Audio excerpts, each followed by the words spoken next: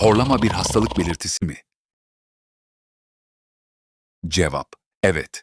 Horlama çoğu zaman uyku apnesinin habercisidir. Uyku apnesi nedir? Uykuda solunumun 10 saniye ve üzeri durması. Belirtiler varsa dikkat. Sabah baş ağrısı, gün boyu yorgunluk, gece nefes durması. Tedavi mümkün mü? Doktor kontrolü, uyku testi, CPAP cihazı. Beğen, yorum yap, arkadaşına gönder. Paylaş, kaydet.